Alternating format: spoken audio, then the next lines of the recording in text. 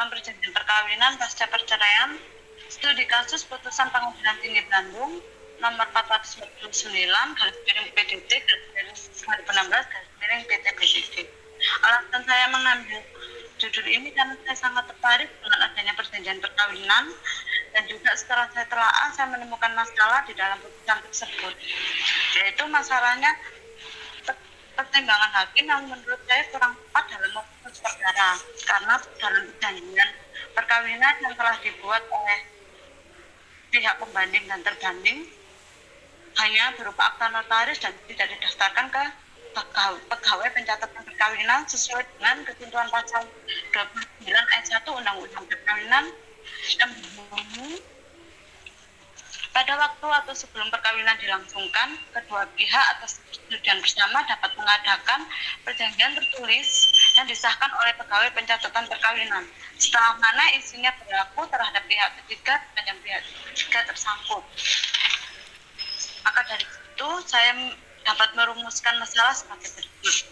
1. Apakah pertimbangan hakim dalam menyelesaikan perselisihan harta bersama pasca perceraian dalam putusan Pengadilan Tinggi 9 garis miring PDT garis miring 2016 garis miring PT BDD. Rumusan masalah yang kedua yaitu bagaimana kedudukan serta akibat hukum perjanjian perkawinan tentang harta yang diperoleh selama perkawinan pasca perceraian dalam putusan Pengadilan Tinggi Bandung nomor 449 garis miring PDT garis miring 2016 garis miring PT BDD. Metodologi yang saya gunakan yaitu normatif karena menggunakan pendekatan kualitatif dengan menghasilkan data dari undang-undang, yaitu Undang-Undang Nomor 1 Tahun 1974 tentang perkawinan. Hasil yang saya capai dalam penulisan ini yaitu pertimbangan hakim memutus perkara hanya menggunakan dasar hukum pasal 138 KUH Perdata, yang mana perjanjian perkawinan masih belum didaftarkan, maka tidak bisa mengikat secara hukum dan haruslah batal demi hukum kedudukan dan akibat hukumnya. Jadi itu dari saya, Prof. Mungkin agak cepat. Terima kasih, Saudara Meli. Saya persilakan, Prof. Bapak. Ya, terima kasih, Prof. Kaswi. Saudara Meiliana Eka Widi Prastiwi, betul? Saya menyebut namamu betul? Baik. Anda menulis kedudukan perjanjian perkawinan pasca perceraian. Saya melihat di dalam menulis ini paling tidak Anda harus menguasai dua hal, yaitu tentang apa itu perkawinan, diatur di mana, dan perjanjian. Tetapi saya melihatnya fokus ini lebih pada perjanjian. Lebih pada perjanjian. Sehingga dengan demikian saya masih berbicara masalah judul. Karena dengan judul, kalau Anda menguasai, maka akan mengalir kepada pendahuluan, pembahasan, sampai kesimpulan. Tapi kalau judul Anda tidak menguasai, saya yakin Anda sulit untuk berbicara ke dalam. Baik, sekarang saya mau bertanya. Perjanjian itu apa menurut undang-undang?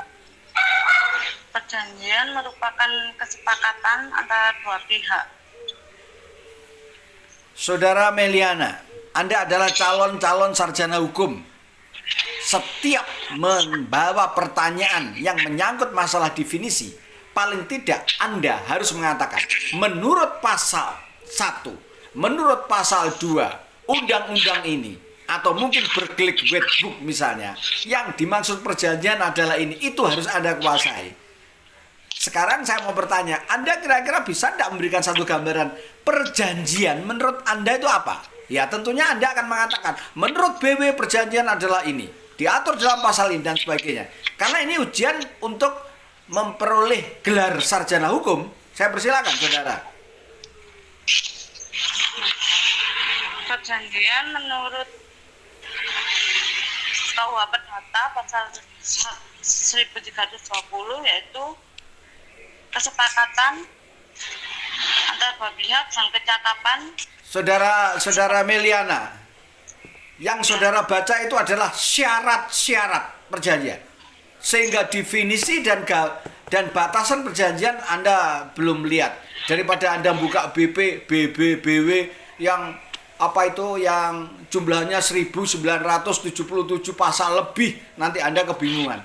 Cuma memperoleh saya catatan dari ujian ini, saudara harus menguasai tentang apa itu perjanjian, apa itu persetujuan, apa itu perikatan yang diatur di dalam peraturan perundang-undangan. Mengapa demikian? Karena fokus tulisan Anda ini berbicara masalah perjanjian. Kalau perjanjian aja Anda tidak mengerti, bagaimana kita bisa masuk ke dalam? Tolong ini Anda catat. Jadi Anda kuasai perjanjian-perjanjian itu. Baik. Tadi Anda mengatakan di samping perjanjian, maka kita berbicara masalah perkawinan. Perkawinan di Indonesia atau menurut Anda itu diatur di mana dan bagaimana kira-kira secara garis besar Anda memberikan satu gambaran tentang perkawinan? Perkawinan menurut Undang-Undang Perkawinan pasal 1 Undang-Undang nomor 1 tahun 1974. Ya, apa itu? Perkawinan merupakan suatu ikatan batin antara pria dan wanita. Yang terikat pada hanya batinnya saja? Ya, batin dan... Anda berarti tidak menguasai definisi perkawinan. Sehingga kalau saya ingin melanjutkan tentang syarat-syarat perkawinan dan sebagainya, agak sulit menurut saya. Padahal, fokus pembicaraan Anda ini hanya ada dua. Anda harus menguasai apa itu perjanjian dan apa itu perkawinan. Baru bisa masuk pada kasus yang Anda bahas ini. Logikanya begitu. Kalau Anda tidak mengerti dan menguasai apa itu perjanjian secara yuridis, apa itu perkawinan secara yuridis, maka Anda sulit untuk masuk pada kasus yang Anda analisa ini. Katanya Anda tadi pisau analisa kami adalah ini. Tapi Anda tidak menguasai, hanya pada omongan saja. Jadi paling tidak pada ujian ini timbul satu kesan bahwa Anda belum masuk pada materi. Sekarang saya mau tanya langsung. Lantas keputusan Pengadilan Tinggi Bandung nomor 449 garis miring perdata garis miring 2016 Pengadilan Tinggi Bandung itu pada intinya, pada dasarnya atau pada garis besarnya isinya apa? Aku mau tanya. Memperkuat dari Pengadilan Negeri Cibinong yang sebelumnya memutus perkara tersebut, Prof. Lalu menerima kontra memori banding dari tergugat. Perkara apa? Perkara jual beli tanah? Apa perkara warisan atau perkara apa itu? Perkara itu, Prof, harta yang diperoleh selama masa perkawinan. Saudara Meilana, Ya. jawaban Anda kurang mendasar. Artinya ini adalah ujian untuk memperoleh gelar sarjana hukum. Sehingga dengan demikian tulisan-tulisan Anda harus dapat dipertanggungjawabkan secara hukum. Dan Anda harus pandai bicara, namanya sarjana hukum. Kalau sarjana hukum tidak pandai bicara, jadi sarjana matematik saja. Atau jadi sarjana kimia saja, tanpa ngomong pun dia bisa bekerja. Tapi sarjana hukum, kalau Anda tidak bisa bekerja, jangan berharap Anda bisa membela perkara, bisa menjadi hakim, menjadi jaksa, dan sebagainya. Tolong, ini hanya pesan moral aja kepada Anda. Bahwa Anda kurang begitu menguasai dari tulisan Anda. Sehingga saya melihat bahwa ini harus ada pendalaman lebih dalam lagi. Jadi kalau saya mau tanya, lantas secara garis besar ini, keputusan Pengadilan Tinggi Bandung nomor sekian itu menurut Anda aku tolong diberikan satu gambaran sehingga mengapa Anda menjadi tertarik untuk mengupas masalah yang Anda tulis ini. Saya mau tanya, silakan. Begini, Prof.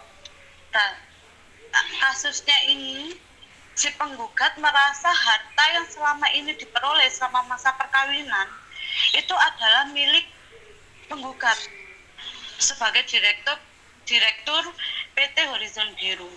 Tetapi harta yang diperoleh ini yang menjadi objek sengketa ini atas nama si tergugat sebagai istri pada saat perkawinan berlangsung. Nah, sebelum terjadi perceraian, sebelum terjadi perkawinan, mereka membuat sebuah perjanjian perkawinan. Tapi perjanjian perkawinan tersebut itu tidak dicatatkan ke pegawai pencatatan perkawinan. Dengan bunyi pasal 1 antara suami istri tidak ada percampuran harta benda bersama dalam perkawinan, baik yang telah dimiliki masing-masing dan dibawa ke dalam perkawinan maupun yang diperoleh selama perkawinan dengan jalan warisan, hibah, hadiah, pembelian atau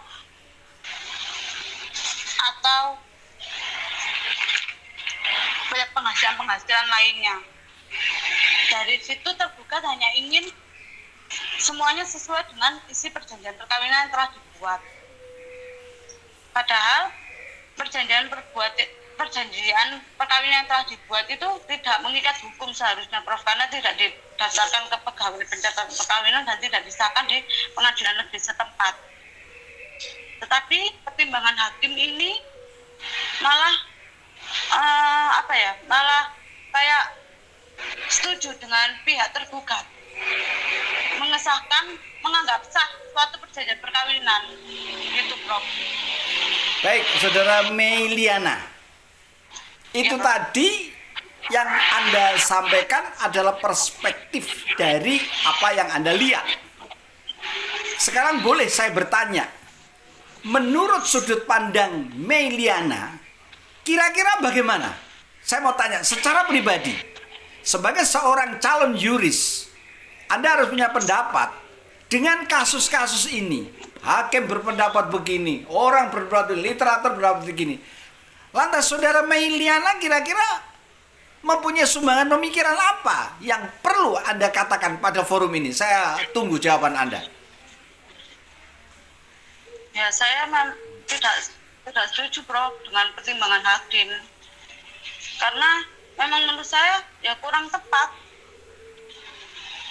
Karena tidak sesuai dengan pasal 29 ayat 1 tadi dalam Undang-Undang Perkawinan. Dan apa yang menjadikan sikap Anda, pendapat Anda, sudah Anda masukkan belum dalam tulisan ini?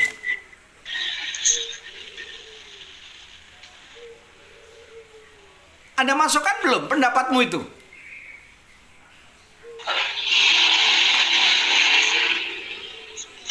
Sepertinya belum. Ya. Berarti harus. Mengapa pendapat-pendapat itu menjadi liar ke sana kemari, padahal dapat dipertanggungjawabkan secara yuridis? Anda dituntut harus bisa berpendapat, karena ini adalah tulisan ilmiah Anda. Ya, baik, Saudara Meiliana. Mudah-mudahan setelah ini Anda bisa menyempurnakan. Walaupun Anda nanti dinyatakan lulus, tapi Anda masih punya tanggung jawab untuk menyempurnakan tulisan Anda. Karena apa? Tulisan Anda nanti akan dipajang di perpustakaan dan akan dibaca banyak orang, termasuk adik-adik kelas Anda nanti. Jangan sampai Anda nanti memasang tulisan-tulisan yang salah. Sehingga nanti akan ditanya juga, siapa itu pengujinya? Wah, ada Prof. Kaswi, ada Prof. Bambang. Wah, kacau saya nanti. Itu merupakan pertanggungjawab moral saya terhadap bimbingan ataupun ujian-ujian yang saya sampaikan pada mahasiswa saya. Terima kasih Prof. Kaswi. Saya sudah menyampaikan apa yang menjadi unek-unek saya dalam kaitan dengan ujian Saudara Meiliana. Monggo dilanjutkan. Ya, terima kasih Prof. Bambang. Saudara Meili sudah dicatat semua ya, masukan-masukan tadi. Oke, sekarang Mbak Gali bisa bersilakan.